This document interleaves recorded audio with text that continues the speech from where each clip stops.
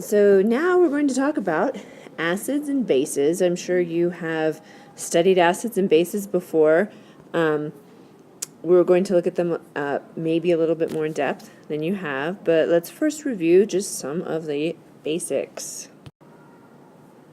Physical properties of acids and bases. Acids generally taste sour if there's something that you should be tasting.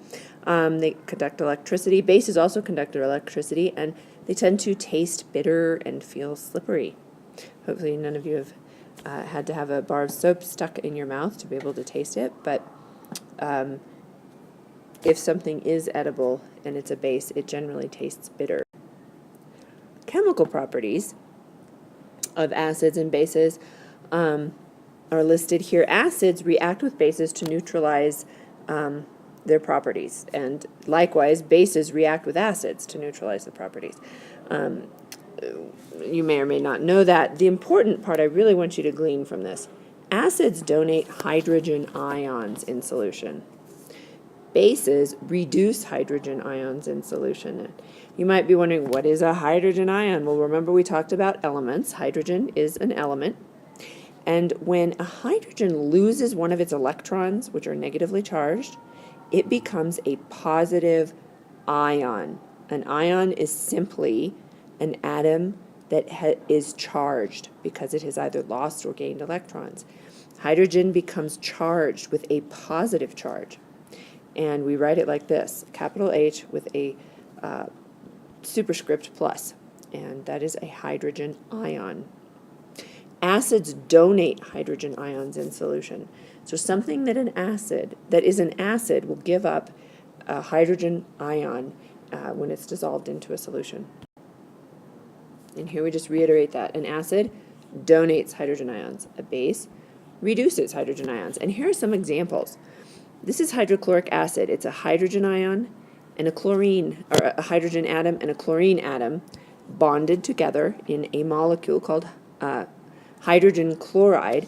When it's dissolved in water, it's an acid called hydrochloric acid.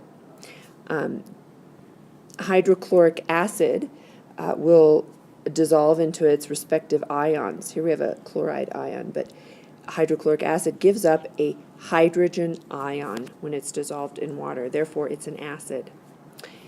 Here we have ammonia.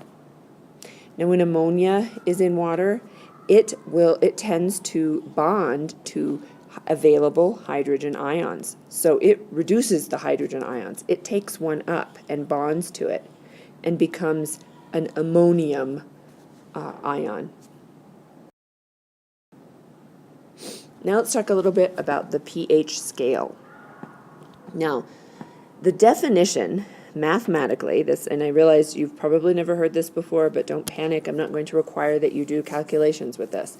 But I want you to understand that pH stands for, mathematically, the negative log of the hydrogen ion concentrations. That's the definition of it. Hydrogen ion concentrations are represented in this way. Whenever we talk about a chemical and we want to talk about its concentration, we put brackets around that chemical name, and that stands for concentration of whatever's inside. Now, what is important to know is that pH is directly related to the number of hydrogen ions that are in that solution. The pH goes down as the hydrogen ion concentration increases. That means, remember, we just talked about acids. Acids donate hydrogen ions. So if we get more hydrogen ions, we're going to have a lower pH, and that means these low pHs are increasing in acidity.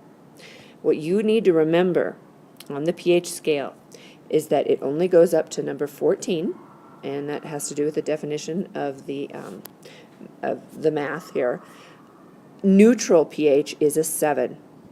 7 is neutral. As we get lower, we are increasing in acidity. So 6, that would be an acid. A 2 would be a very strong acid. Likewise, if we go above 7, 9 is a base, 10 is a stronger base. If we have a base of 12 or higher, it is an extremely strong base.